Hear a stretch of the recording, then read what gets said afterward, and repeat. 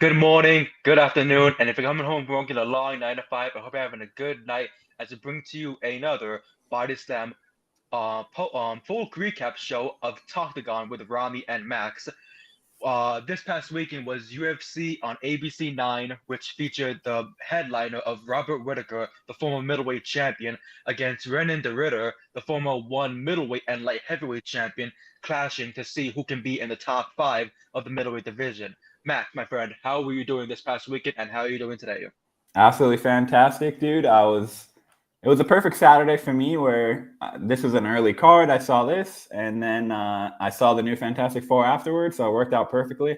I was like, I was going with my family, and I'm like, oh, it's on a Saturday. I'm like, normally there's going to be a UFC fight on that night, but I was like, oh, perfect. It's on Abu Dhabi, out of the way early. I'm like, I'll get both done. So it was honestly a great weekend, and always happy to be here chatting up with you, talking about these great fights. You know, sometimes not so great fights, but we'll get into that as we go.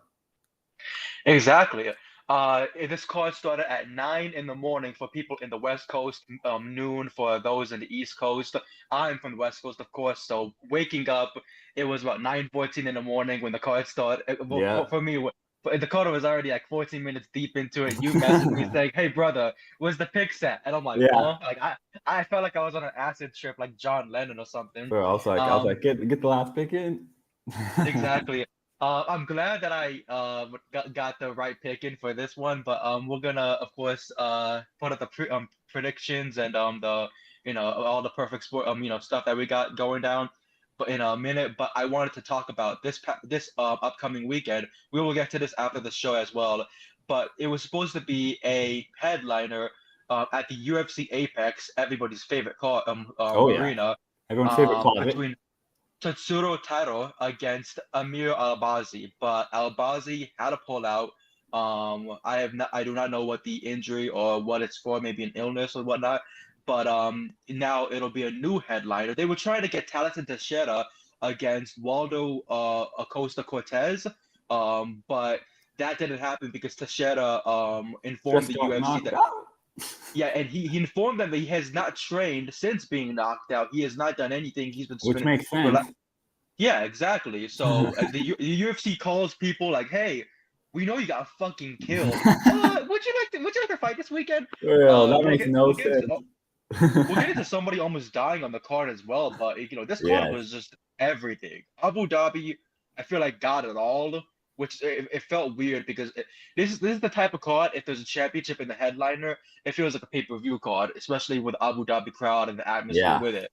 Um, but to pull up the predictions, we did pretty good for ourselves. So Oh yeah, especially me. we, yeah, exactly. The We red did is we good in this case, guys. No, no. yeah.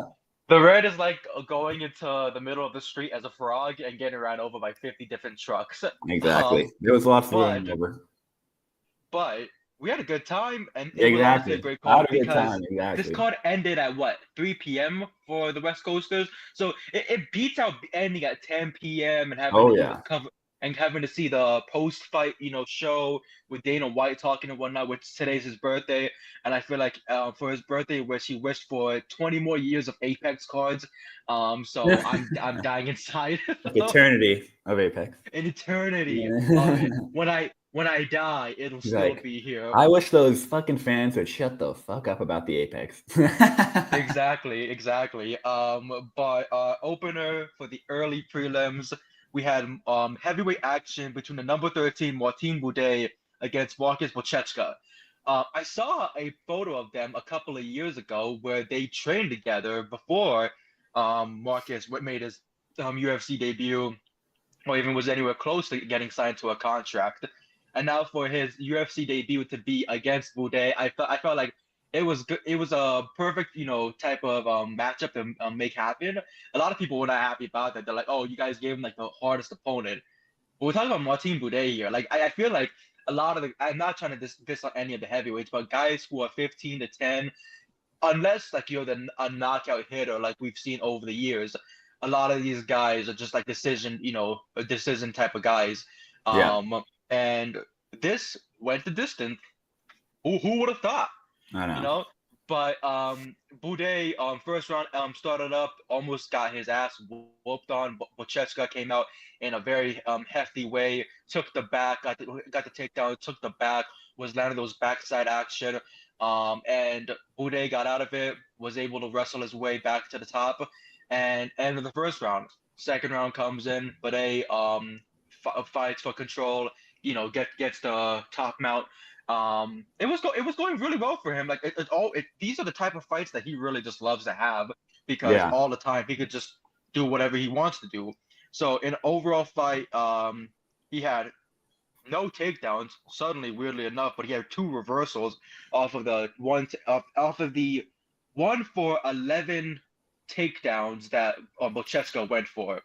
Um, Significant strikes, 41-24. No knockdowns between either man. There wasn't even any betting odds for this one. People would just just fucking bet on whatever fighter you want and just what like I feel like they were both underdogs heading to this one, but at the end we got a unanimous decision. Martin Boudet continues on the winning ways and gets another win here in Abu Dhabi. What were your thoughts in this opener?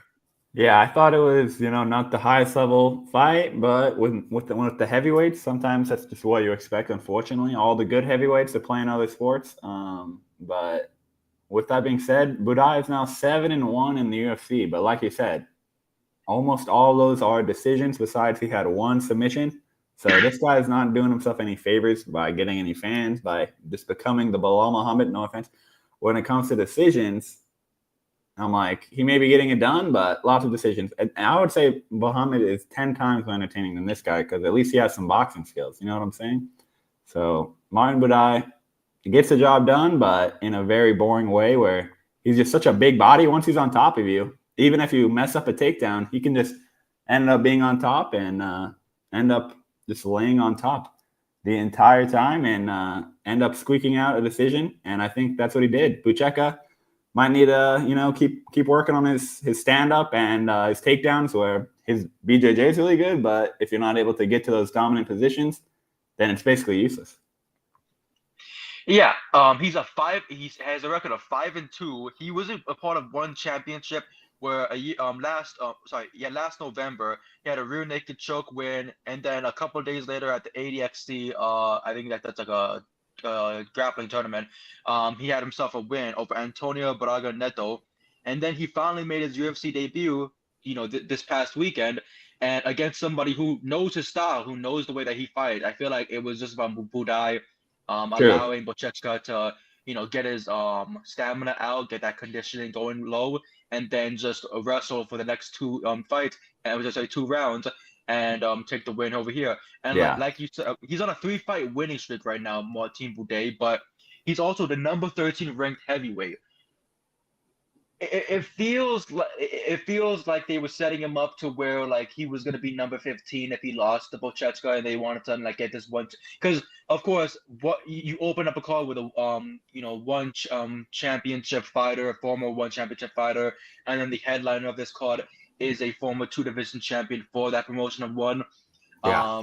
I feel like at the end of the day, it was setting up both fighters for failure and seeing which one can be ranked and which one won't be. That's a good point. And if this is the way that the heavyweight division is, like for like our top 15, the top 10, we are so fucked. Because this is just, and I'm not even gonna like diss on any of them at all, but I'm just like come on.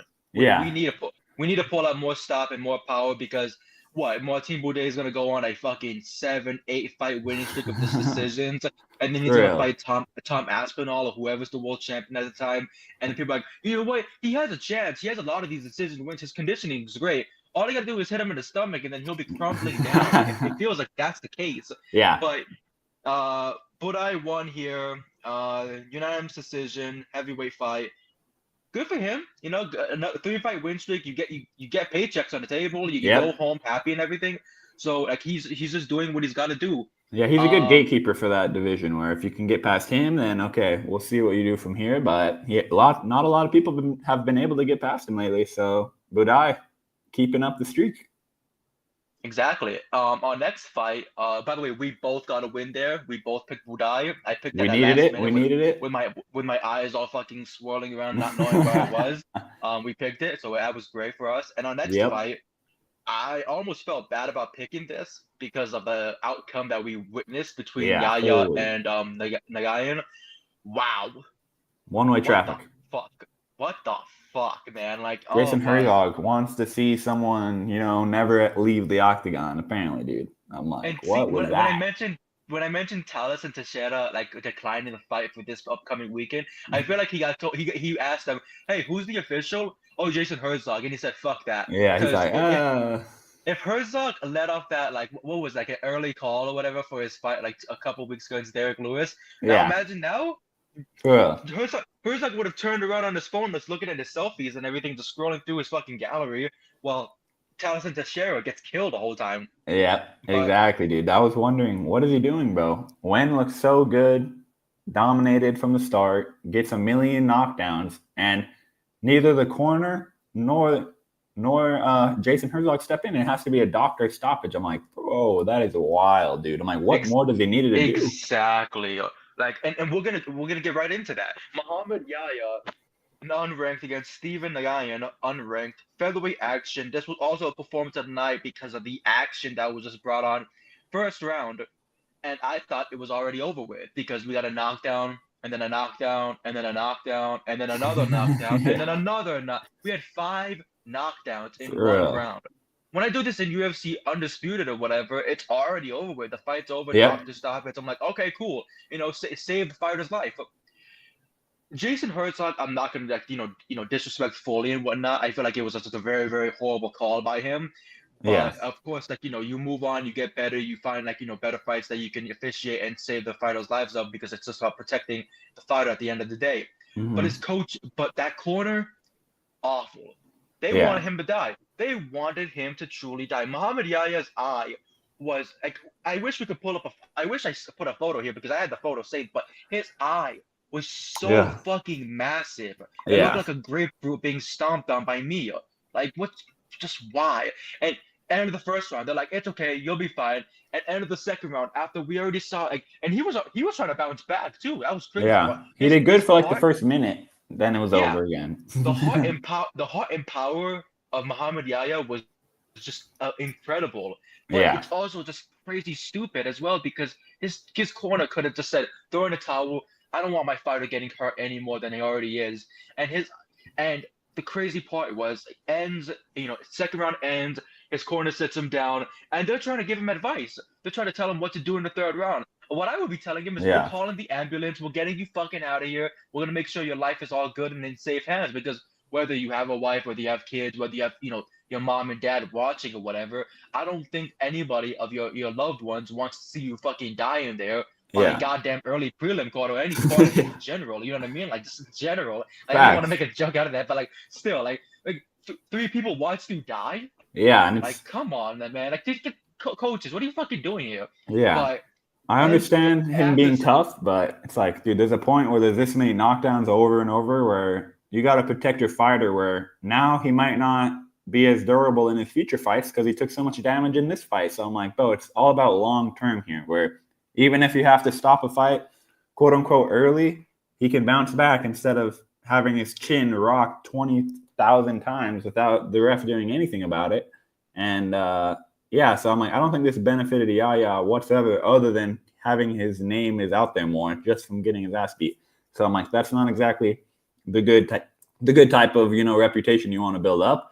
Where I think it was a new record or something they're saying with how many knockdowns it was. So yeah, it was a new record. Yeah, yeah, 5 knockdowns in one round. Like, I never seen that happen before. I yeah, guess like it was like Shaq Congo against Pat Barry years exactly, ago. Like yes, that fucking long ago, where they were just throwing blows and then seeing whichever one dies in four bro. minutes.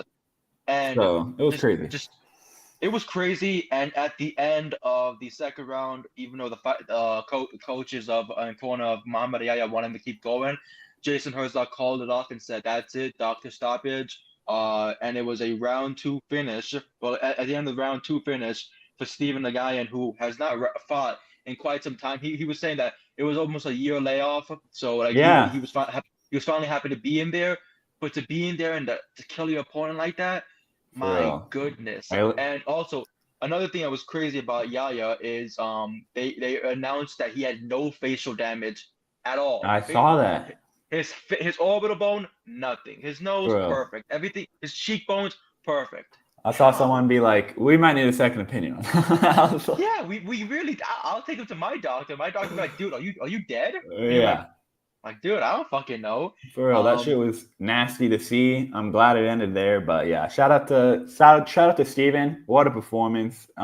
He was on my radar coming in, and even though he lost his initial UFC debut, I think that he's gonna have a bright future for sure. for sure. Um, definitely a bright future, and definitely a win on our cards.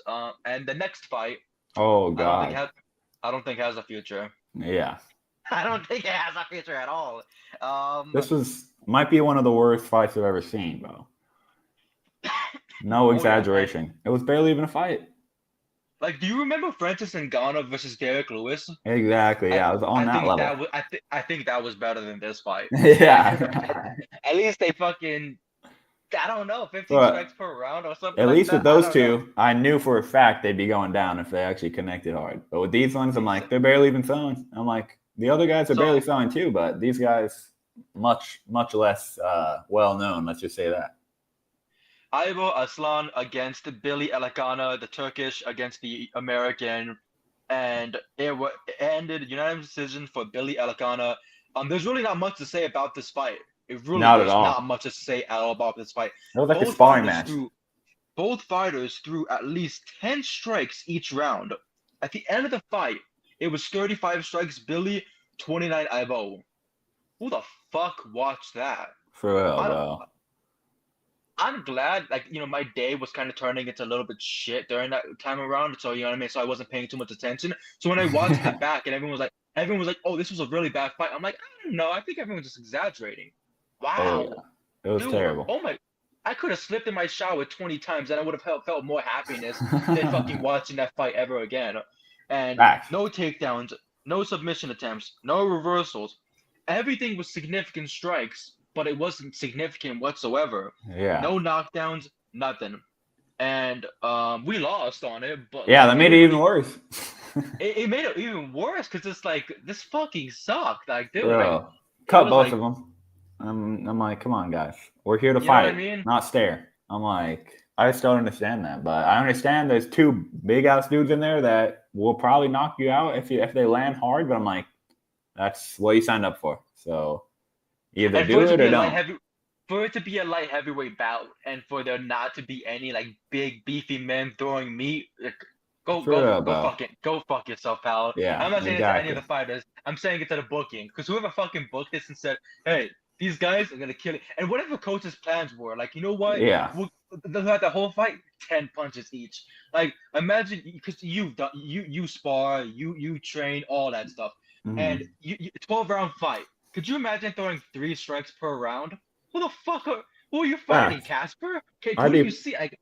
Like, God, go on. My apologies. I'd be pissed if I was his training partner. So I'm like, bro, you go hard on me in the gym and then you do that in the actual fight. Fuck you. I'm like, you've been beating my ass out Exactly. for the last few weeks, but suddenly you want to play patty cake in there? I'm like, bro, that's what I don't like. I'm like, it's disrespectful to everyone involved where it's like none of the fighters are doing anything. I'm like, what were you training for? Why are you sparring all these people, wasting their time, bro? I'm like, if you're just going to do that to survive, honestly, I wish this was almost a draw where I'm like, neither of them really did much. I know Elikana did enough to win, but I'm like, it was terrible, though. I'm like, this puts a sour taste in my mouth for those two. Hopefully they can prove me wrong in the future where they'll really, put on a good show and,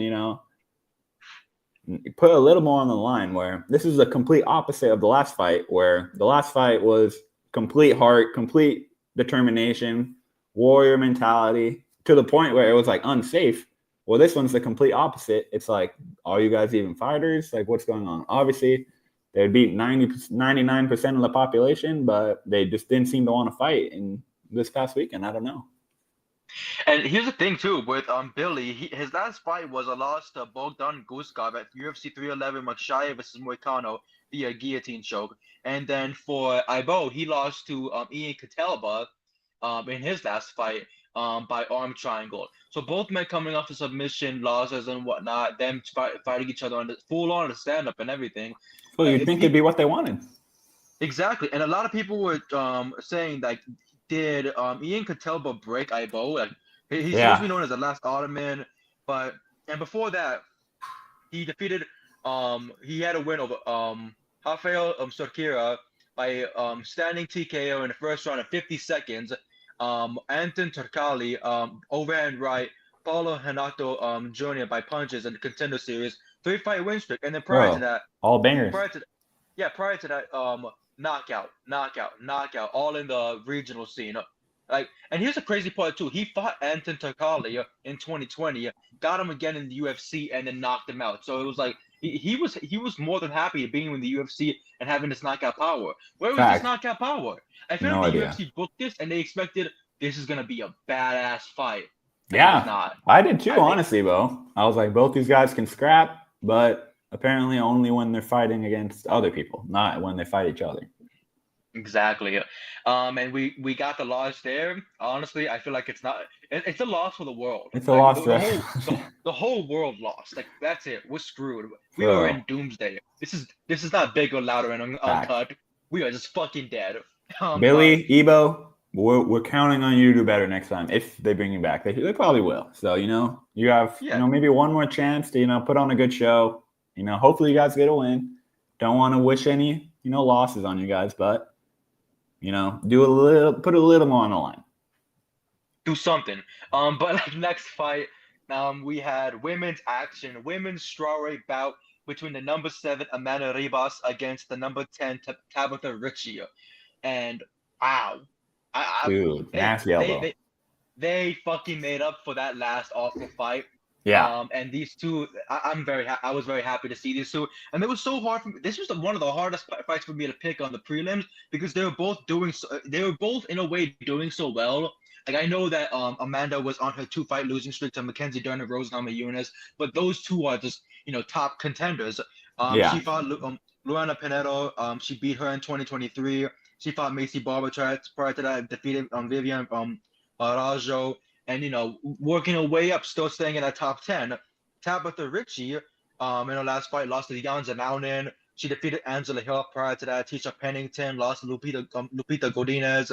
Defeated Jillian Robertson, who was a massive submission artist in that in any division she's in. She's fucking great. Jessica Penn, Pauliana Viena, Maria Oliveira. Like, her only losses are to like Manon Farrow, Lupita Godinez, and Jan Zanaunen in the last 5 years, where she's continued to win. And in this fight, these two went skyrocket. They wanted to kill each other, and I love every second of it. It definitely made up for the last fight of 35 punches overall. No, these two had 55 punches and 48 punches thrown in the first round. Already making up for it. Like, already making up for that awful fight. Like, I feel like I'm gonna have to talk to my therapist about this. Like, hey, what's wrong with your day? And I'm gonna start crying and say, fights. Fights. Billy and Ebo, man. Billy Mino, man. But Ribas landed the takedown. Richie could not land anything at all for that round. 22 significant strikes to 14. Felt like it was more because, of course, like the high output action. Yeah. And then round two came. Round two came, and Richie bounced back. She got the clinch. She landed 34 strikes to 22. She got the takedown out of 2 attempts. And as soon as she got Ribas in the corner, she landed those ferocious elbows over and over and over again until it was just too overwhelming for her to match. And just to stop the action, Richie wins over Ribas with dirty elbows, the dirty clinch elbows. And people are like, oh, dirty. Like, what do you mean? Like, when you're a fight fan, dirty is a good thing sometimes. You know what I mean? But like, put her against the cage, land those massive elbows, continually overwhelmed her, and walked away with a win. The number 10 rank defeats the number 7 rank. That definitely gets her a new number this upcoming week. So hugely impressive. Tabitha Ricci, what were your thoughts on this fight? Yeah, I was hugely impressive. I wasn't sure. I was 50-50 on who to pick, but I was like, let me go with Hebos. I think she's got that heart, but and I thought that Richie was, maybe one of those fighters who, is more likely to go to decisions than not. And she showed me that she's been working on her finishing and just her being dangerous in there and using her tools to get a finish, not just control. So, man, I'm hugely impressed. If she can use her grappling in this way to set up her striking and really just become more and more well-rounded, she's going to be a really big problem. And yeah, dude, what a performance. Not much else to say other than, wow, amazing performance, especially against someone like Amanda Hebos, who's been in there against basically every single top fighter in that division. And yeah, she looked amazing. So Tabitha Ritchie, get back another win, and she's right into that title conversation for real because great performance. Great performance indeed. It helps her bounce back from last November of the loss against Jan Janaunen, who of course is a big contender in that division. Can always get up to that top three, and Richie just wants to get deeper and deeper. Now she might be number 8, number 7 ranked, and more than likely next fight will be that top 5 contender ship. And who knows? I'll definitely be looking forward to it. And I hope to see her fight soon, especially before the end of the year. I don't want. I think that if anything, she could probably put out 2 more fights in the year. But it really also depends on like training camp and the duration that you put yourself through. But good on her to win. That was a win on my part. You picked Rivas, Hirabas. And Richie at the proved end me of wrong for sure. I feel like at the end of the day, no matter what, I feel like we won just because of the last fight that we witnessed. So it was just a good outcome for us. I agree. Our next fight was between one of the long time like UFC vets in the bantamweight division, Davy Grant, going against Damon Blackshear. And of course, no odds for this fight. I guess the UFC just didn't want to put odds in Abu Dhabi. I don't know how the betting odds are there. I guess if you bet or something, you get your hand chopped off or whatever. But Davy Grant has been in the UFC for quite some time. He's been in the UFC since, my The goodness, dawn of time. 2013. His first fight was against Danny Martinez in an armbar win at the Ultimate Fighter Season 18. He lost the finale against Chris Holdsworth, which, wow, what a name, Chris Holdsworth. I believe that was part of the Uriah Faber, Dillashaw, Cody Garbrandt team and whatnot. And then like he got a concussion and like it was never the same for him again. Afterwards, he defeated Marlon Vera. Of all names, he defeated Marlon Vera. Crazy. And as the years progressed, he defeated Jonathan Martinez, Martin Day, lost to Marlon Vera, a rematch.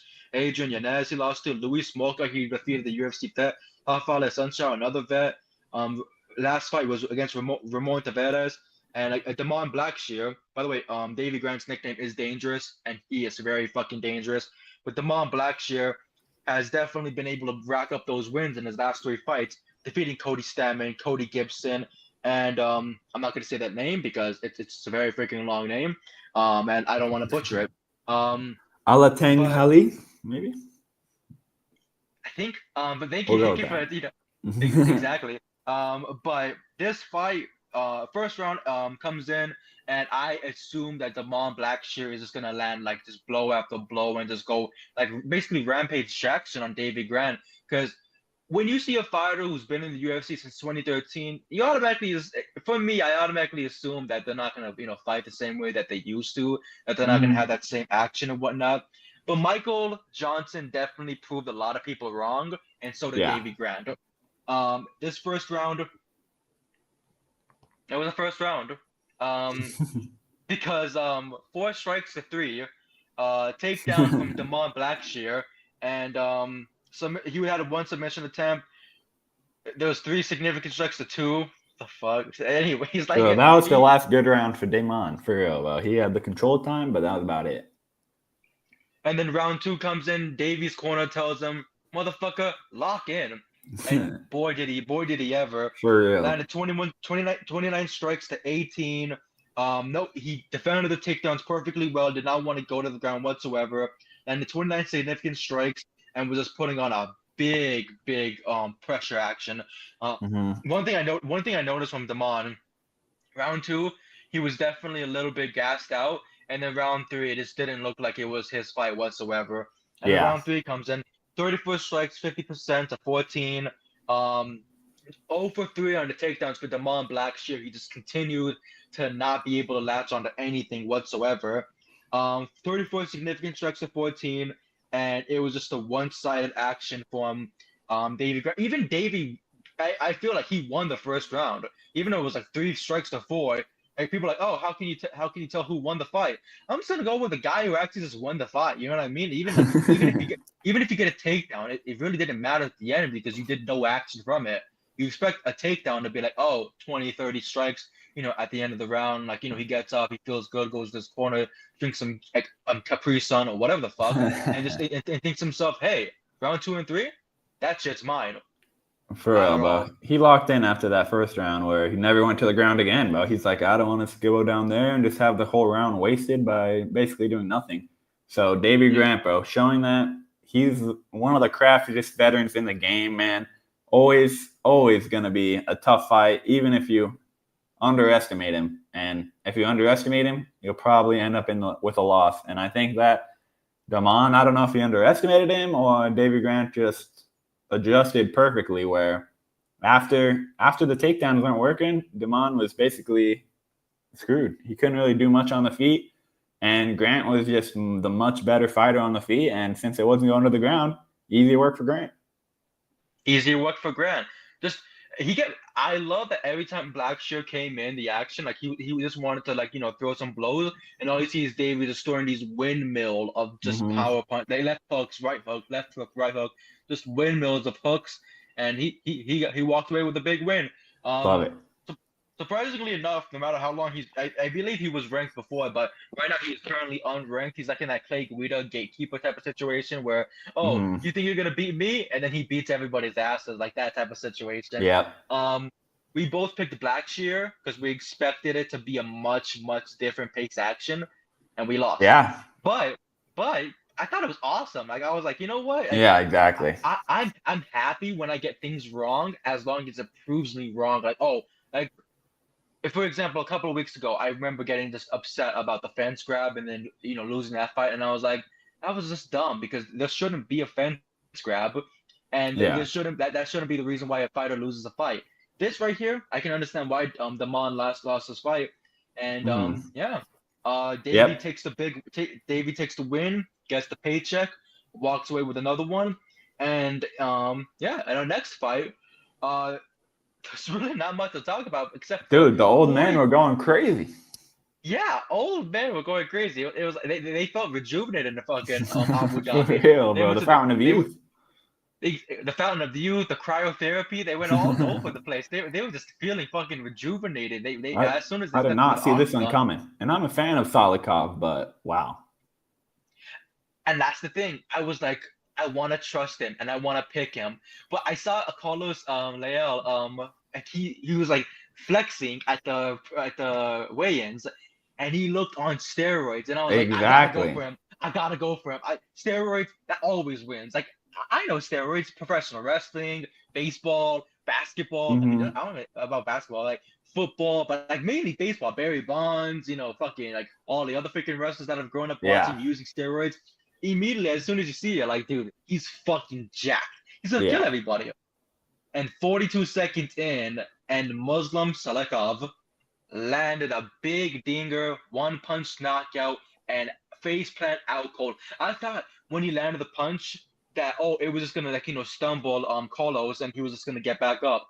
But when I saw the referee just hover over his body with the arms up, like, call off the fight, and Carlos's body just laid there out, just fucking slumped like he just ate 5 bowls of Frosted Flakes. Damn. Fact. Damn. What were your thoughts when you saw that faceplant knockout?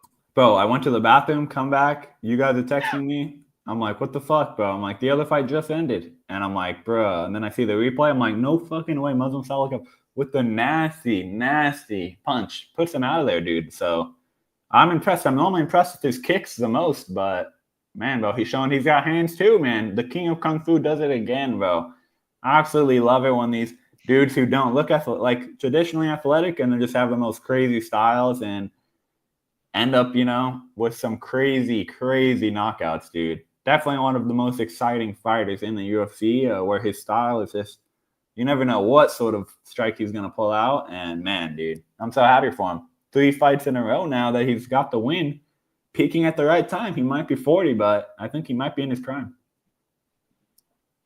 I think he might be in his prime. I don't think I'm ever going to bet against him ever because the last time I did not bet against him was a few years ago against Li Jingliang on 2022 on the UFC on ABC 3 card. This is the 9 card, which is crazy. This has been so many years by. For real. And he got knocked out by a right cross the ground strikes in the second round. And I thought to myself, damn, because he was on a big win streak. He was on a 5-fight win streak before he fought Li Jingliang. Then he lost. Then he fought Andre Fiallo, knocked him out with a spinning back kick.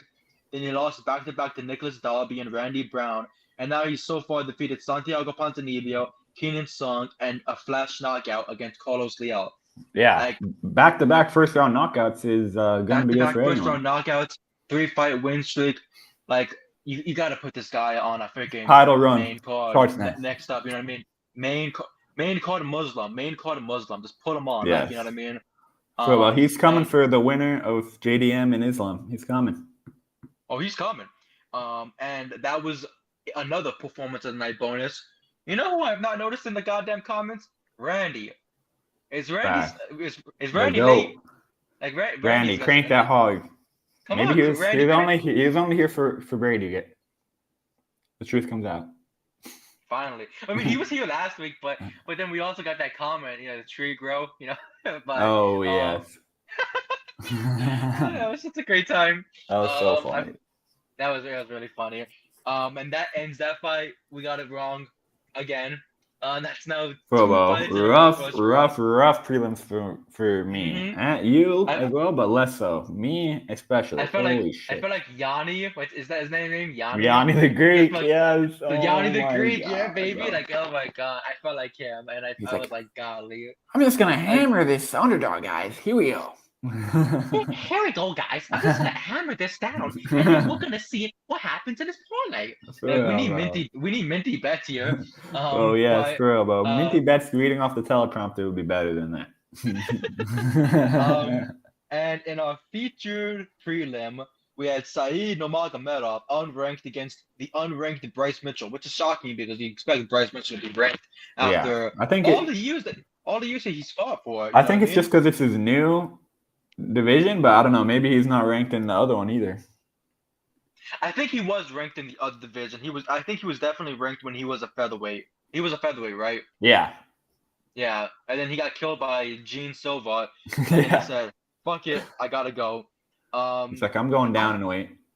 It's also very interesting too because like we're gonna get into this fight and whatnot, but then also I want to discuss something afterwards. But Saeed Nurmagomedov, Bryce Mitchell had a lot to say about this fight. Like he was fighting, he was fighting through it. Hold on, I think I saved something on my Instagram, so of course I'm gonna still be talking and whatnot.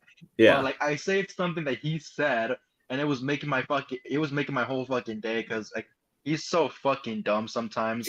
So it always makes it even better than the last time. I want to know what goes on in his head, bro. I want to know what goes on in any of his fucking brain cells. Yeah. Like I don't know if he has any, but exactly. That's it. But my goodness, they really don't want to fuck. Hold on, I gotta look up his fucking name, Bryce. They already deleted it. Well, it was a page, so it probably got reported or something by flat earthers. Yeah, after the fight and everything, he said, "From the river to the sea, Palestine is free." Ooh. I like that because I'm a Palestinian myself, but he's just... I'm like, bro, it's like, let me play both sides a little bit. And then he also said for his opponent, send him 2-3 years Arkansas and forget him. I love it, bro. I saw that he thought that it was like Khabib's like actual like relative. How Saeed's actually not related. He's like, no way that they have the same last name and they're in the same area and they're not cousins. I'm like, yeah. He was like, you could send 7 of his cousins and I'll still beat them. I'm like, what the fuck, brother? That's not even one of his cousins. Yeah, but, bro. So Bryce funny. Mitchell. He can be a funny motherfucker, and he can also be just very freaking dumb. Yep. Is this the actual?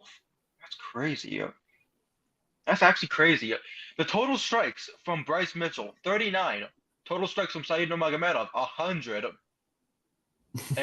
And Bryce still won. I And know, but Bryce still won. I was a little surprised at the decision, but I do think that he was able to control it. Where a Oh yeah. lot of those Well, strikes are not that meaningful. But yeah, Said knocked him down. Had that first seven round, Said yeah looked great. had seven more significant strikes. Reversed two of the takedowns. Had a submission attempt and had 100 strikes to 39. But I'm gonna be honest. I agree with Bryce winning because there was literally no action at all from Said Yeah. Nurmagomedov. Those 100 strikes didn't feel like 100 strikes. Yeah. I now look at it, I'm like, was there? I feel like this is I an know, error right? on I'm the like, is he UFC. just like tapping it? Yeah. It Yeah, he was just honestly wasn't just my a full favorite time like performance knocking from on either door. one of them. No, I expected a twisted submission. I expected something to be pulled out like a big submission and whatnot from either man. But it felt like they were just enjoying hugging each other because that's what Yeah. usually how jiu-jitsu goes. And I do jiu-jitsu myself, so it's like Yeah. it's just really a lot of hugging and stuff. And Mm-hmm. but Long way to go, but I don't know. Is Bryce going to be top contender at this weight class? I don't know. and that's We'll what I wanted see. to bring up. The Yeah. bantamweight champion is Marab Dalawishi, and Dawalishvili, sorry. And if we can get Bryce and Marab in a fight, I'm all for it, dude. Because that Yeah. right there is like they're both the same style. Like I don't care what Marab is like more overpowered when it comes to like getting the takedowns and trying to like out wrestle his opponents and whatnot. Yeah. But Bryce has done the twisted submission twice. He's Mm. bounced back from adversity. He's moved on from like different like the losing ways. He's moved on from them from losing to Ilya Taburdia, which was crazy. He lost to Ilya Taburdia by an arm triangle submission of all things. He Yeah. lost to Josh Emmett by overhand. He lost to Gene Silva by ninja choke, which I'm happy that I got that prediction right. I was like submission Gene Silva. I got it right. I was like, holy fuck. Shout out to But prior to Silva. that, exactly. Prior to that, he defeated Kron Gracie, defeated Dan Ige, defeated Edson Barboza, Andre Fili, Charles Rosa, and Matt Sayles, Bobby Moffett, Tyler Diamond, which Tyler Diamond, crazy, how the years progressed. He's still not ended up back in the UFC, the Ultimate Fighter and whatnot. But he did all of these things. He even lost to Brad Katona, who Brad Katona is, I think, in the UFC still or something like that. Like Yeah, he he's still was. somewhere.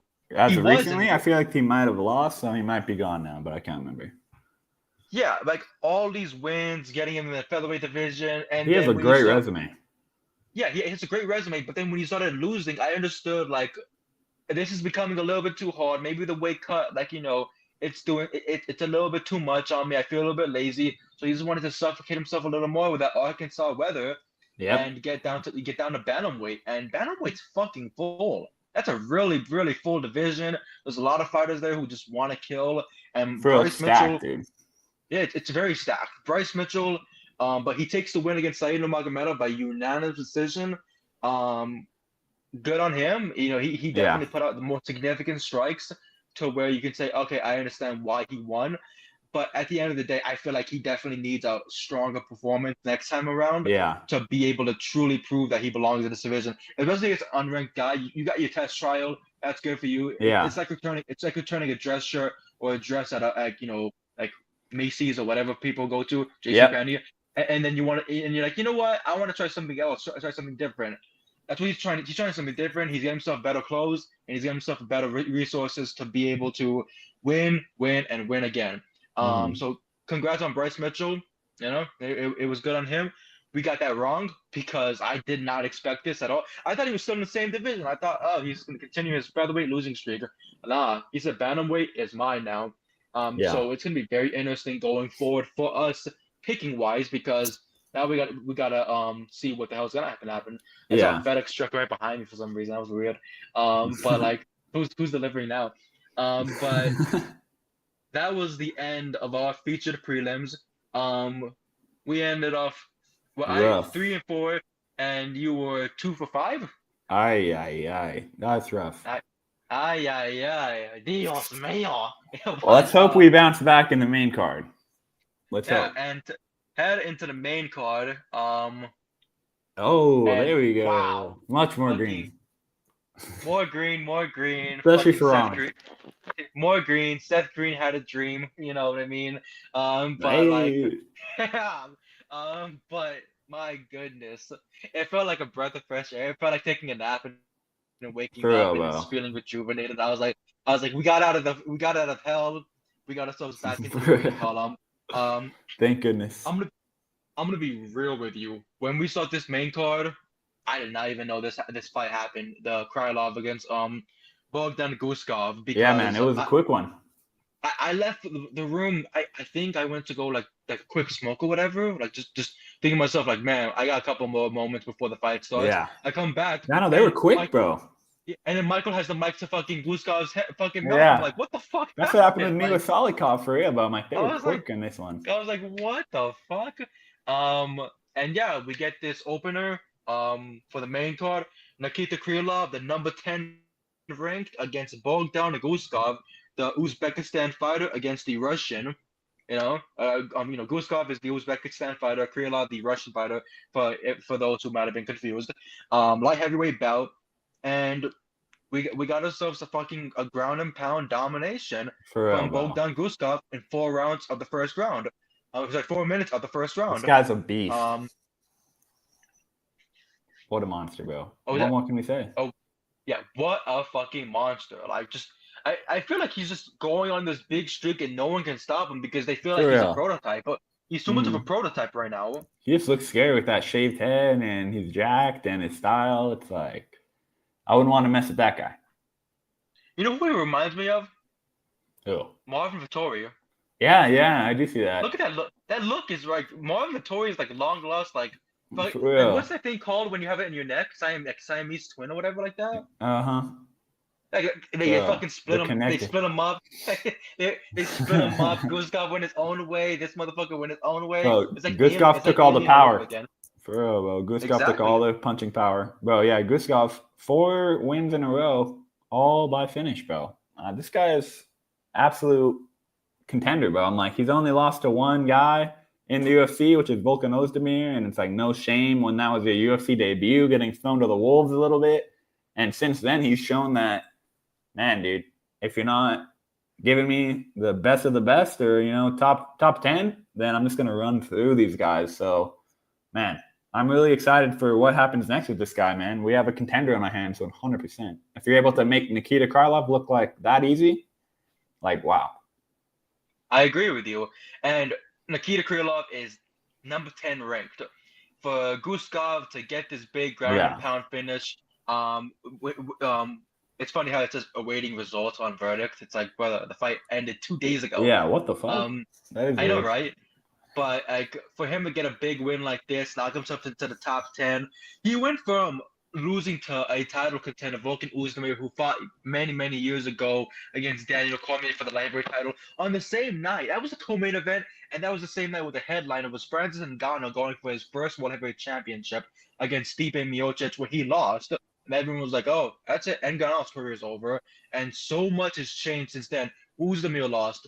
Ngannou lost, and now Ngannou is like the heavyweight king of PFL because there's really nobody else, and Volkan Ozdemir is like Volkan Ozdemir, but Yeah.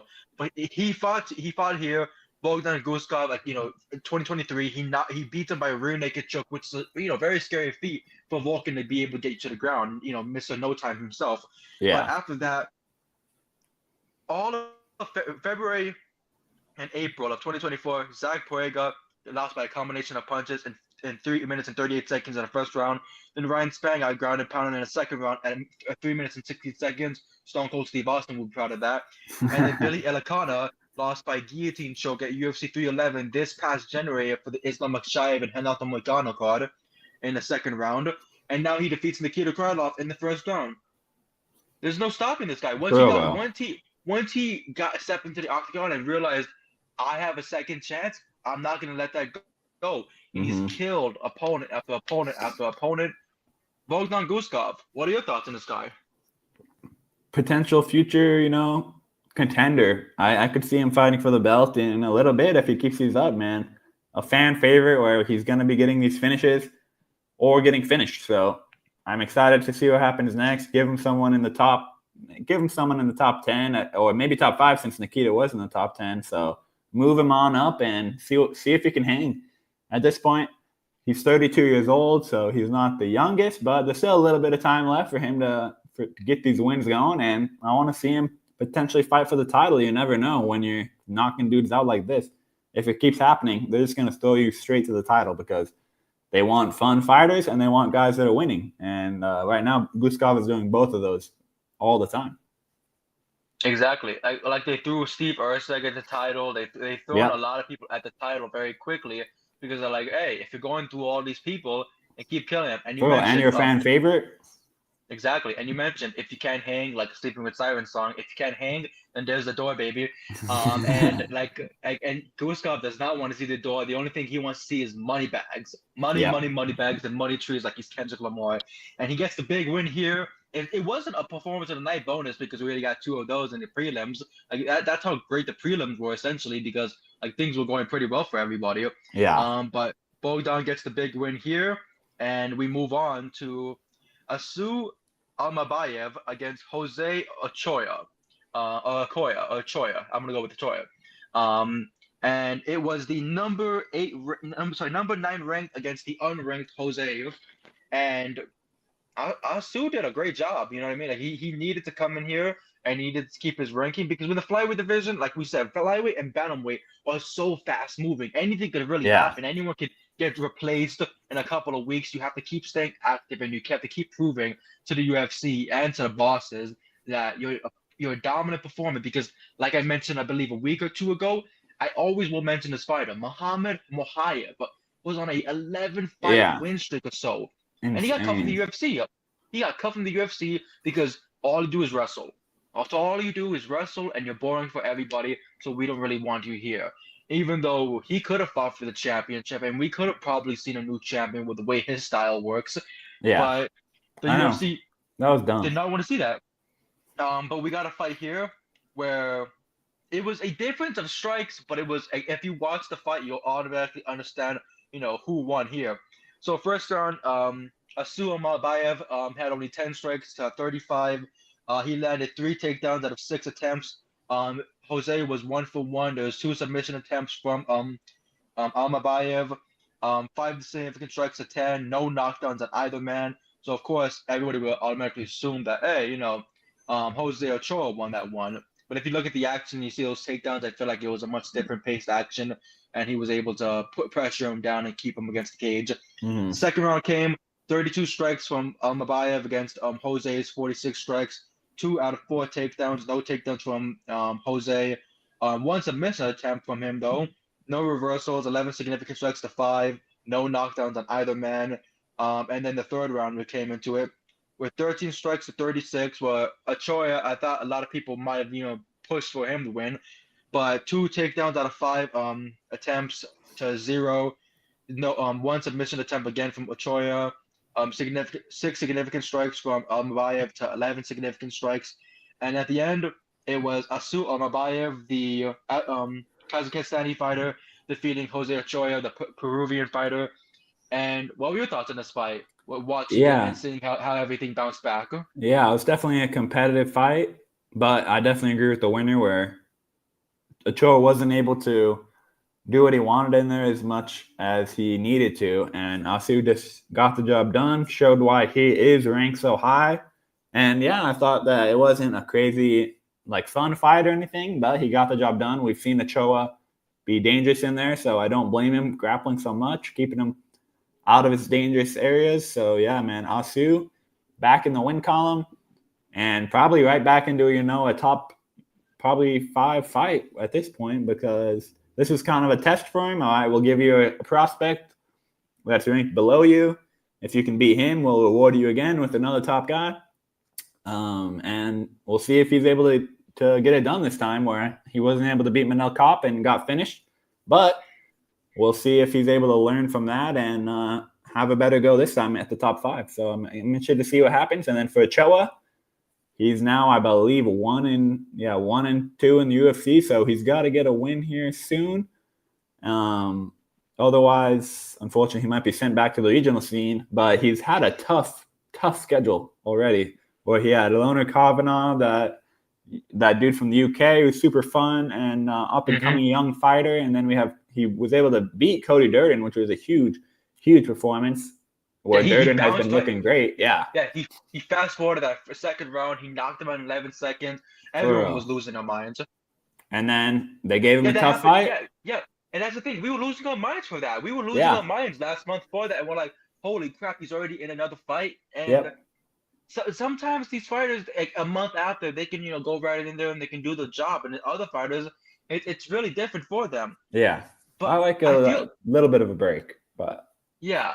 It was also two back-to-back fights, really, like Bryce Mitchell's fight and Asu's fight, where they landed less strikes, but because of takedowns, the judges said, "Fuck it, let's let them win." You know what I mean? Abu Dhabi, let's wrestle fuck each other.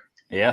But Asu Mabayev gets the big win here. It's a bit, of course, I feel like a big win to protect your ranking and whatnot, and to keep everything moving forward.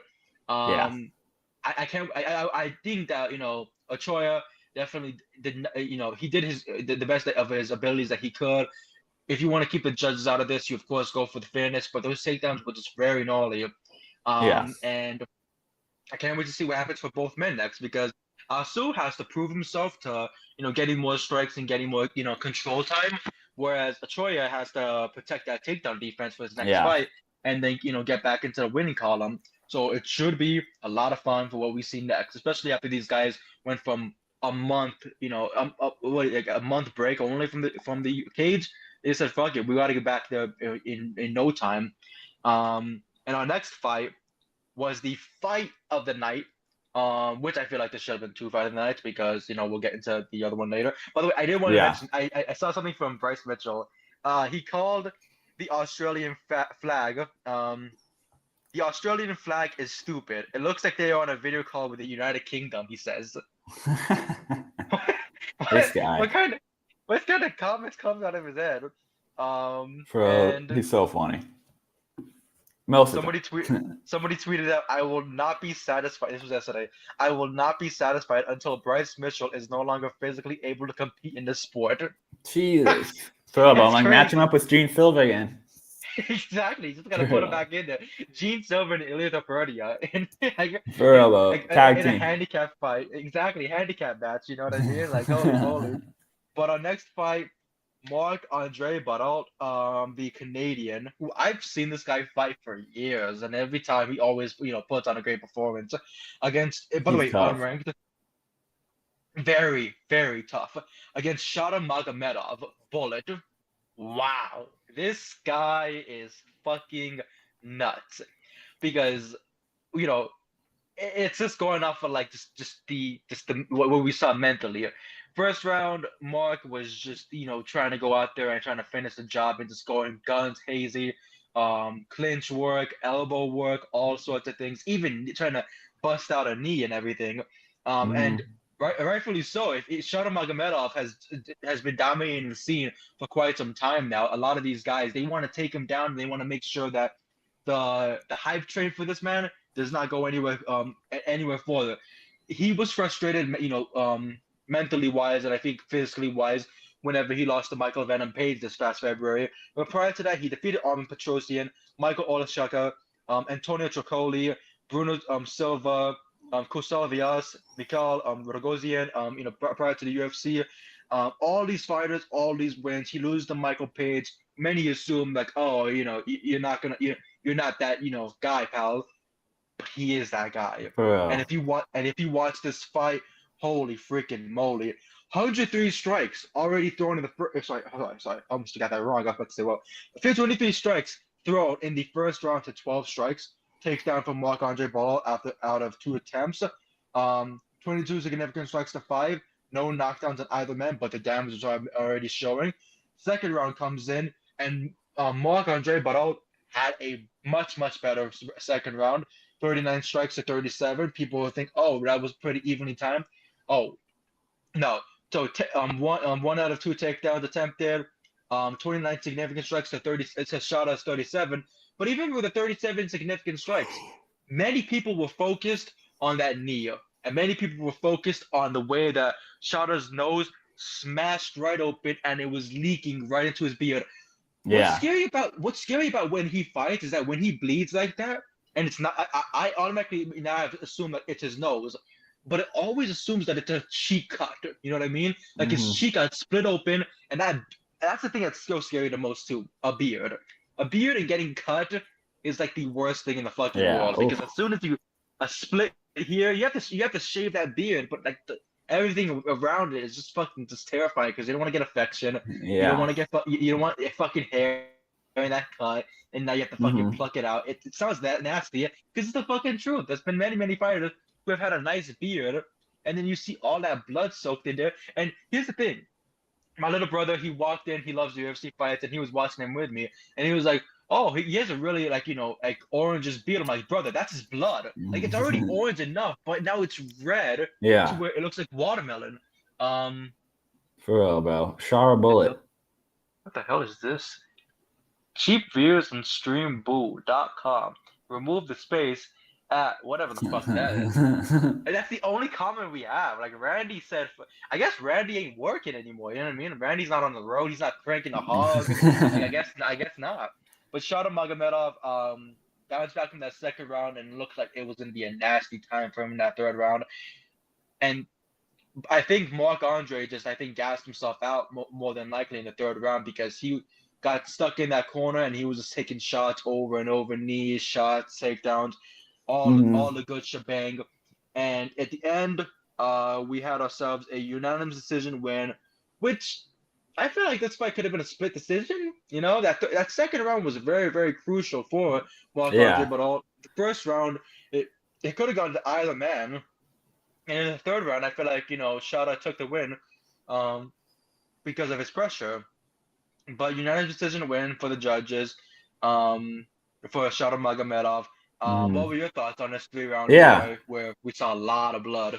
Definitely was a banger, man. I don't know, like you said, I don't know if I agree with I agree with the winner, but all 30-27, I don't know if I agree with, but man, I definitely agree with the winner. Shaw did it just enough to get it done against a tough fighter. And I think that he's a bright future for Shar Magomedov, especially if they, don't push him too high, too fast, where we saw him fight MVP and kind of be outmatched. But I think that he should be able to keep improving.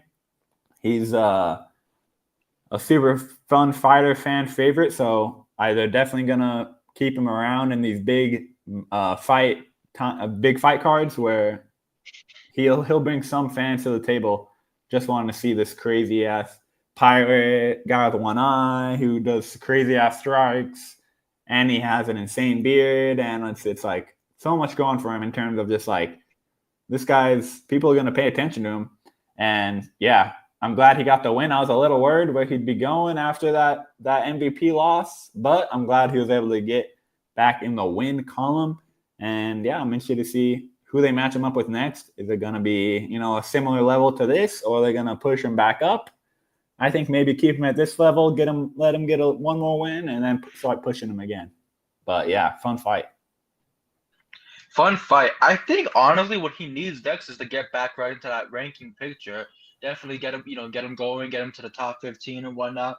Because the division is moving, but it's also moving pretty slowly and whatnot. Because Uh-huh. hold on, we're in the middleweight division, and Mm-hmm. right now it's Hamza Chimaev against Dricus du Plessis, correct? Yep. Like upcoming fight and whatnot. After that, Hamza's gonna have a lot of challenges on his plate and whatnot. So Hamza, because everyone's assuming Hamza, and I feel like it's gonna assume Hamza wins unless Duplessis pulls off the greatest performance that we've ever seen. Because he needs to fight like Cody Garbrandt did against Dominic Cruz, and unless we Facts. see that, unless we see something in those types of atmosphere or that stratosphere, then we're not gonna be able to get rid of someone like Hamza Chimaev, who's just too damn dominant. But when we Mm. go to the middleweight division, so Shada is not yet ranked here. Number 15 is sorry, hold on. There we go. Number 15 is Roman Kopylov, Abus Magomedov, Renan the Ritter, Marvin Vittori, Paulo Costa, Brendan Allen, Anthony Hernandez, Roman Dolizzi, Jared Cannonier, Caio Baralo, Robert Whittaker, Izzy, Hamza, Sean Strickland, and Nasruddin Imavov, who's number 1 ranked. Who would have Yeah. thought that? Who would have Yeah. thought Nasruddin Imavov would be number 1 ranked? Like he For got real. pieced up years ago or a year or two ago by Sean Strickland, and people were like, who cares? And then he knocks out Izzy. For real, All bro. it takes is that lucky shot. Yeah. But I do believe that It's Kopylov will tough. more than likely be, either Kopylov takes number 14 or Abus Magomedov, because at the main event we saw what happened there. It's definitely extends one of our people to the top 10 and one of top 5 even. Yeah, for sure. And the rankings are definitely gonna have to get like a big like oomph form. But that was the fight of the night, Shada Magomedov against Marc-Andre Baralt. And it was truly a fight of the night. I definitely give it to 100%. them. Another fight that could have been a fight of the night was our co-main event. By the way, 3 in a row. I mean, it's all right. The Ochoa fight. I feel like Ochoa won, but 2-1, 3-0. I feel like no matter what, like we were definitely having a better card than the prelim card because like prelim much was better. Too much red. Too much For red. way too much red. Like I felt like I was listening to Chavelle's The Red, and I was just getting pissed off even more and more. Turbo. I'm just glad I was 500. I'm like, at least I was not worse. At least I was not getting more wrong than I was right, but still it's rough. At least you, man, 8-4. That's solid. That's solid. Shocker. I'm very shocked by that because I look at that now and I'm like, I could have bet, but I can't bet because it's fucking California. For real, bro. Gotta move to AZ. Fuck that. There's only one person I'd move there for. There's only one person I'd move there for, and I wouldn't even move there for them anymore. So, hey. What do you call it? We had Petr Yan in the co-main event against Marcus McGee, and I like Marcus. I like Petr. I like both guys. They're both phenomenal fighters. They're both great with their work.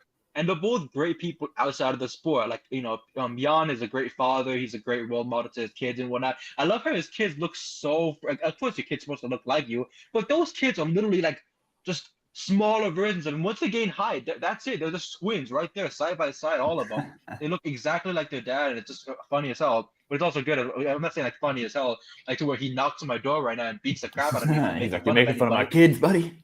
You're making fun of my kids, elbow across the side of the eye, and all fucking like busted. No, but like with me, like I look exactly like my father and whatnot. So when people see us, they're like, "Oh, you guys look exactly like twins and whatnot." But it's like it's funny because like it's father son. You know what I mean? Like so when you look like a twin of your father, you're like, that's awesome.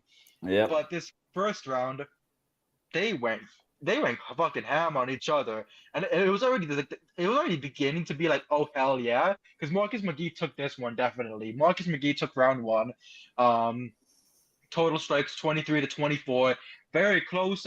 But these 23 and 24 strikes wasn't the type where they do a jab and they walk away, they do a jab, they walk away, and then we deal with like a boring ass fight.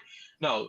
Every punch that landed was fucking them up, and it was really nice to see, and it was really beautiful. The techniques that they both had, the hooks, uppercuts, straights aplenty, and we were just seeing Marcus McGee, who's worked his freaking ass off. This guy is someone who has just done everything that he needs to do to prove to the UFC, number 12 ranked, to prove to the UFC, I belong here, and not only do I belong here, I can take out any of your guys. Prior to this fight, he defeated Jonathan Martinez by decision, Gaston Bolanos by knockout, JP Baez by knockout, Journey Newsom by rear naked choke, and it's like that was his UFC debut all the way till now. Prior to that, Luciano Ramos, Abe Sellers from LFA and from other events, they all lost the same type of way. Marcus McGee, not only does he cook on his YouTube channel, he cooks in the octagon. Yeah. Like he's that damn fucking good. Going against Petr Yan, he was that damn good too. But Petr Yan is just, when he gets talk from his coaches in between rounds, he becomes even more of a Terminator. And round two was so fucking nice to see. 37 strikes to 35. We had 33 significant to 34, and that was when Petr Yan was finally bouncing back into it because he was definitely almost looking a little bit stale, but like I feel like I understood what the game plan was after he dished out the power. He kept standing there, face blocking off, and letting Marcus McGee take his time with the punches and hooks. And as soon as that ended, he lands that big right straight, stunned him. The whole crowd loses their mind, and he keeps trying to walk him down, pressuring him against the cage, trying to go for more and more blows. Definitely took round two. McGee could not get any of those takedowns in that round as well. 0 for 2 he was. He was also 0 for 2 in the third round, whereas Petr Yan was 1 for 3 with 69 strikes to 8. He Bro, he took was over. just dominant at that point. There was 26 significant strikes to 8 significant strikes. There was no knockdowns on either end, I believe. Yeah, no knockdowns on either end. 81 significant strikes to 64 overall. One takedown against being 0 for 4 for Marcus McGee. I feel like Marcus definitely. I understood, wanted to go for the wrestling because if you already put out all this power dishing it out against Petr Yan, you're gonna want to take your opponent down to be able to add on to your points and add on to the domination that you're already doing. But Petr is just a different man. I understood that people still remember those days of like losing to O'Malley, losing to Aljamain Sterling, losing to certain people, where it's like in a different timeline, Petr Yan kills all these guys, but there's no talking about the past. It's always about the present and about the future. And Petr Yan is more focused on that than anything else. He's a number 3 ranked for a reason, and he continues to put on these performances where we're getting the very best out of him. What were your thoughts on this co-main event? Yeah, man. Great performance from Petr Yan against an up-and-coming guy. And I think that he showed that, even though he's getting a little older, he's still in his prime, 32 years old. And I think that at this point, man, just throw him back in the title again, man. I'm like, he's just going to keep beating these guys that aren't, the best of the best. So, maybe throw him in there against Umar if you want to do a number 1 contenders fight to see who can fight Merab again. But, yeah, I think he's, at this point, has to be fighting for a title soon after Merab and Corey fight. Winner of that or maybe loser of that, get him back in there because, yeah, I think he's just going to keep doing his thing versus these guys that are just not quite at that top of the top. And, yeah, man, like you said, I always wonder what would have happened if Petr never threw that illegal knee, man. That was really the changing point of his whole career, really. So it's crazy how that shit can happen. And, yeah, I think that he still has plenty of time to bounce back, though, being only 32. And he could, one day see that belt again if he really locks in, man. So always got to love Petr Yan. Marcus McGee put on a good performance as well, just not quite enough. And I think that he'll learn a lot from this fight where that was by far his toughest test. By far. Jonathan Martinez is tough, but nowhere near Petr Yan level. So I think both these guys should be able to perform even better in their next fights and keep putting on great shows for us. Because, yeah, 2 great fan favorite fighters, fun styles. Can't wait to see what they do next. And before he got to the title picture for Petr Yan, he was just dominating everybody. He made his UFC debut at UFC Fight Night 132 on June 23rd, 2018 against Hiroto Ishihara. Then he fought Gene Suisan, Douglas Silva DeAndre, UFC veteran John Dodson, who fought for the championship twice and lost both the time against Demetrius Johnson. Jimmy Rivera, who almost fought for the championship but lost to Tito Dillashaw years ago. Uriah Faber, who fought for the championship many, many times and never got it underneath his waist. Jose Aldo, one of the all-time greatest featherweights of all time. And he defeated all these guys. He defeated Aldo for the championship. And in his first defense, he threw an illegal knee in the 4th round against Aljamain Sterling on the UFC 259 Blachowicz Adesanya card, where it was a shocker because Petr Yan lost, and everyone was like, that was an illegal knee. That was his very first loss in UFC. What happens next? Izzy also lost in that main event, and then we also wondered what would happen next after he unsuccessfully went up to light heavyweight. But Petr Yan went on to fight Corey Sandhagen. It was a very close fight. He walked away with a win. Then he fought Aljamain Sterling, lost by decision because he was winning those first 2 rounds, and the next 3 rounds, I feel like he just lost the groove and everything was not going well his way for those torso strikes, those teep kicks, everything that was landing was just not going his way. Then he loses to Sean O'Malley, which everyone expected Pure to win. Everyone thought Pure won that fight, but they went O'Malley's way because of the significant strikes they said. Then he lost to Madab Dawalashvili, and now since 2024 of last year's of March, he's defeated Song Yadong, the former champion Davison Figueiredo, and now he defeats Marcus McGee. Great work from Petr Yan. I assume that they might book him against Umar Nurmagomedov. Yeah, that could be a good one.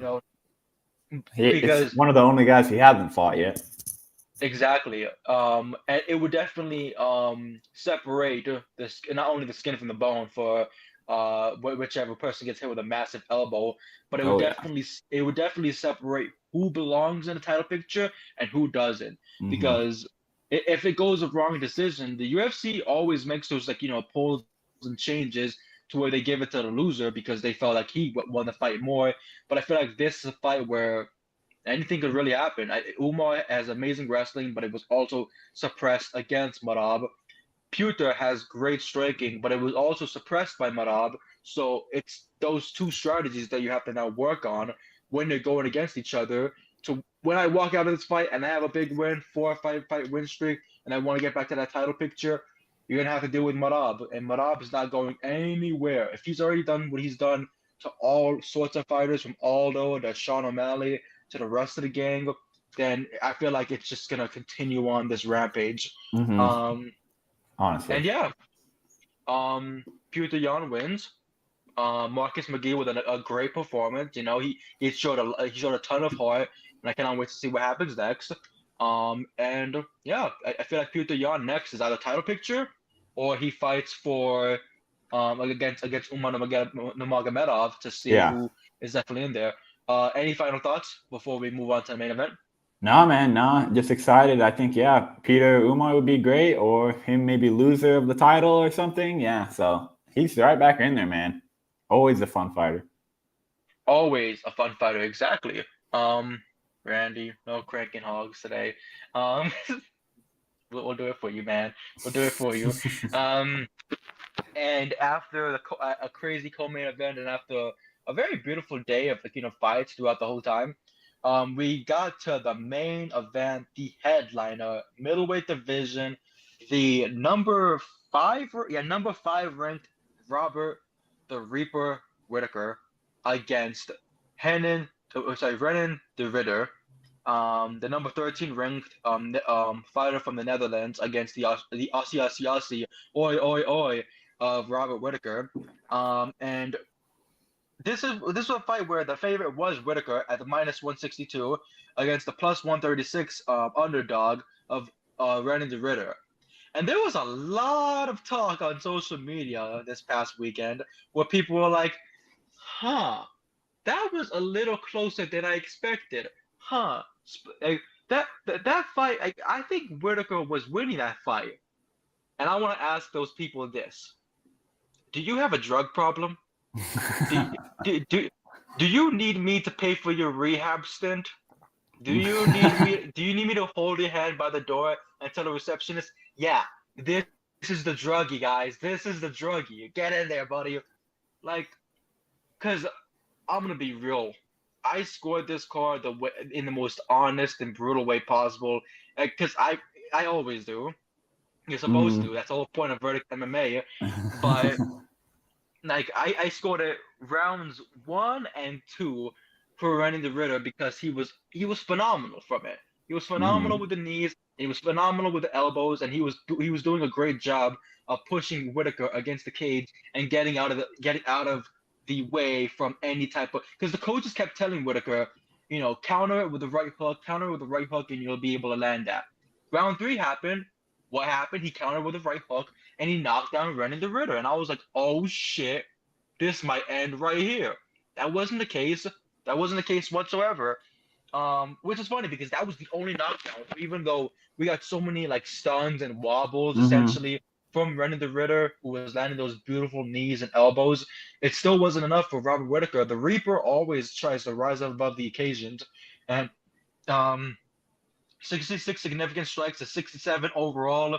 Um, no takedowns to 2 out of 15 attempts from Randy Ritter. He was loving that. He was loving the Facts. fucking takedowns. And I was like, geez, Louise, brother, are you going to give it a break? Because there was that many points where round 4 came and round 5 came, and he's landing the knees, and he's landing those takedowns, and he's putting him down, and he's keeping up this clinch work. But it was mainly for me about thinking to myself, where's the finish? Like, you know what I mean? You finished Bo Nickel the same way in the last fight with all these, brutal knees, but Robert Whittaker Yeah. is just tough as nails. What were your thoughts on this main event? Yeah. Great performance from RDR. Definitely. I think I agree with the decision for sure. Maybe 3-2, but I wasn't even scoring it, but I definitely was not surprised when they picked RDR. Honestly, I'm surprised that lots of people had a problem with it, but I do think that, Robert, I don't know if it's just Robert is getting old or if RDR is really this good, but I think it might be a combination of both where I don't think Robert is quite as good as he was, but I do think that he's still a great fighter. He's always been undersized for the division, so when these big guys are in there with him that are able to, somewhat keep up on the feet and then use their size with the grappling to really tank his gas tank, I definitely agree with the decision, as well as not only was the grappling working for RDR, but those knees, like you said, were really effective, especially early on. I think that he eventually kind of started falling in love with them and just started doing it a little too much, like you said. But I think that, very impressive performance from RDR. Agree with the winner 100%. And, I want to see him in there against, another top guy. And he's getting near the title picture after that win, where if you beat Robert Whittaker, you're pretty much at that title picture now. So I'm interested to see how quickly that he gets there, if he does, if they're going to just throw him right to it, or if maybe, take your time a little bit, give him 1 or 2 more fights, and then if he wins those, give him a title picture, because a lot of the guys I think would be a fun matchup for him at that top level, where there's plenty of guys that are super huge, but I don't know if they would be able to handle the size and grappling of RDR. Plus, those knees are tricky to deal with as well. So he's an interesting puzzle, very unique fighter.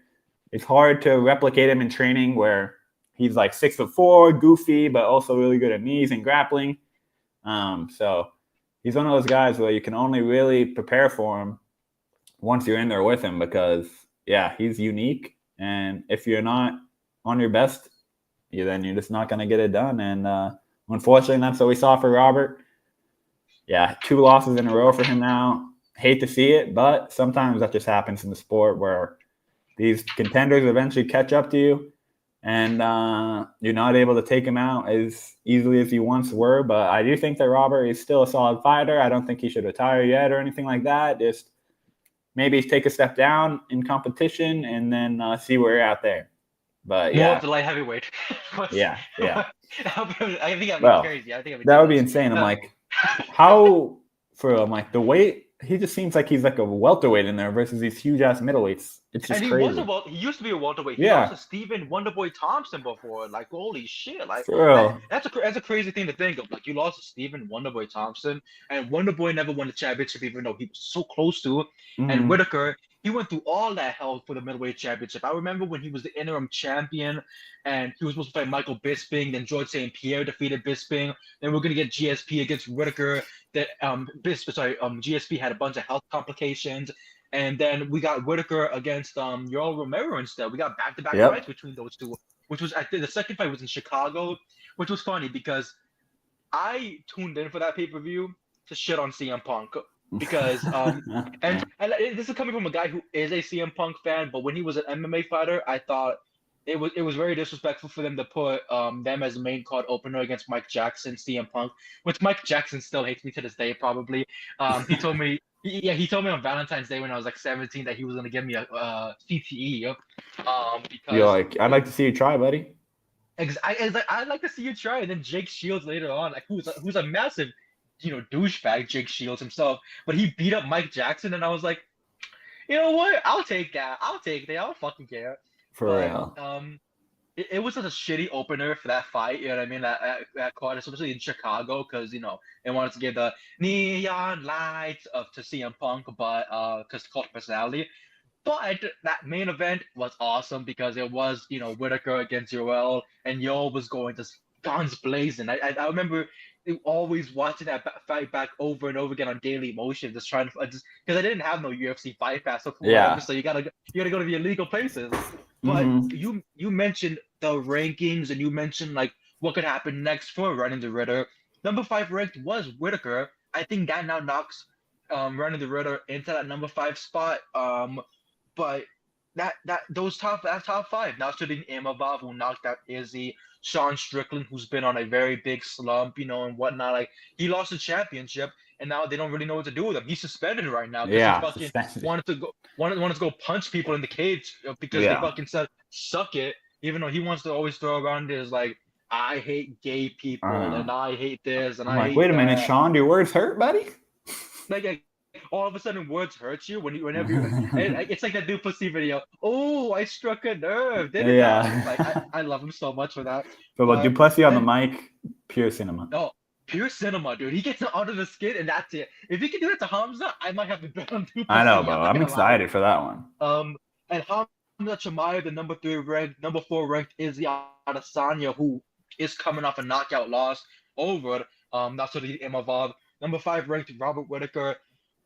If I gotta pick what happens next for Whittaker, honestly, I would like to see him play Anthony Hernandez, Fluffy Hernandez. I would like to see Yeah, that'd that be a fight good happen one. next.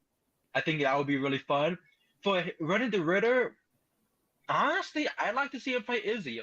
I think Yeah, that'd be a Renan good against matchup. Izzy will be a great fight because it kind of knocks him into the title picture. If Yeah, Renan can not, if Renan can defeat Izzy and after he beats he beats the hype train of Bo Nickel, then he beats the former champion Whittaker, then he defeats one of the greatest of all time, which Whittaker is, but he defeats one of the greatest of all time with Izzy Adesanya, who did so much for that division, who yeah, has done so much in carried his it. career. Exactly, he carried it by a fucking massive margin. From Kelvin Gastelum fight to that little boring fight that he had with Jim Cannonier, the brittle rivalry he had with Paulo Costa, the fights he had with Whittaker. Like he Bro, did a great job. Pereira, crazy. Yeah, Pereira. Oh my God, thank you so much. That slipped my mind. The Pereira fight, so fucking good. For real, I wish we bro. could get. I wish we could get another one in the I missed octagon. I missed the Izzy title run when it was so fun to watch. Where I'm like, man, especially the Pereira ones. I'm like, those are peak. And then the comeback, that comeback was insane. To win back the gold. Like that's why I would like to see Running the Ritter, who is the former 1 middleweight and light heavyweight champion, which is crazy. He lost the middleweight championship to the same guy. 2 years later, he loses the light heavyweight title to the same guy. I was like, For real, bro. That's fucked crazy. Up.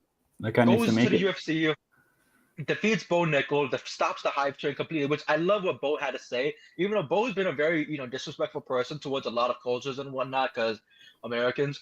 But he did say that he would like to, in the future, for them to run it back, and I would like to see that too. Because if it means Running the Ritter having a title defense over Bo Nickel and like just stopping him in the third round again or second round or whatever, then I'll fucking take it. But that was the end of a card. And as people can see the predictions, 4-1 for Max. We came back a little bit. We came back. Yeah, we covered it. And I love it. Just make myself feel better about myself, about my day. Yeah, I know, right? Look like that. Hey, the winner hat. 5-0. What do you think that time is? I don't know, something like maybe green time, or I don't know, something like maybe like victory time. What episode 24, and representing the greatest of all time in basketball history, Kobe Bryant. There was a series that they had on HBO, and there was a slogan that they had for what was it? many, Showtime? many years. Something? Showtime, winning time. Hey, what time is it? It's winning time, and that is what's perfect about these fights, about these predictions, about listening to us. Because sometimes we can get. Bro, look at Rami, bro. 67.4% correct, bro. That's gotta be better than most guys like out there, bro. Like, I took it personal when you said you wanted to take my hat. I took it so freaking Well, I personal. don't think. I was Yeah, like, since boom, then, boom, I don't boom, think boom, you've lost boom, boom, one. boom. I think we've tied maybe, but I don't think I've got one on you I, yet, dude. Rami is just. I think I lost the last time around when Brady was here, and he was like, "Oh, look at you! See, the Apex cards are so much more different than the pay-per-view cards." And I was like, "Fuck you, bastard!" But Like I'm but locking in. he was right though, because this upcoming like Apex This is why. card will This is be why I get filled back with at you.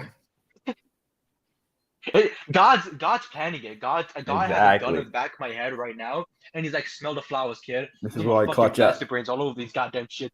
Like I'm exactly, moving up exactly. This is 6% in one weekend, and you're going down 6%. But hold on, let me pull it out for our next card before we set everybody off. Um, our next show will be at the UFC Apex. That made me cry on the inside. Facts. But Me too, bro. um, upcoming. Let's go with that. Because I'm not gonna show it on my fucking screen. People can go pay for that. I'm not actually meaning to see this. But upcoming card. It was originally Amir Albazi against Sachiro Taira, but that has been canceled, and now Han Sung Park will be taking over the headliner at the UFC Apex. Um, oof. This card, it's really nice, actually. It's really freaking nice. Ketlin Souza will fight Piero Rodriguez. Then we have Felipe Bunes against Andre Lima. Nick Klein is back to fight Andre Polev. Rafa Vieira against Trayson Gore in the middleweight division. Nice. Rinya Nakamura is back in the bantamweight Ooh. division to fight Nathan Fletcher, the Englishman. That's the end of our prelims. And then the open up with featherweight action, Danny Silva against the Argentinian Kevin Vallejos. So that should be a lot of good one. Yes. Welterweight, Alessei Zaleski dos Santos, the Brazilian, is back against Neil Magny, the The UFC two old legend men himself. fighting it out. I know. I think I got Magny win that one. Carol Rosa will fight Nora Cornwall. Cornwall. The number 10 ranked against the number 12 ranked in the women's bantamweight division. Should be a good one. Lightweight division, Esteban Ribovic is back to fight Elvis Brenner. Then we have Mateus Rebetsky against Chris Duncan.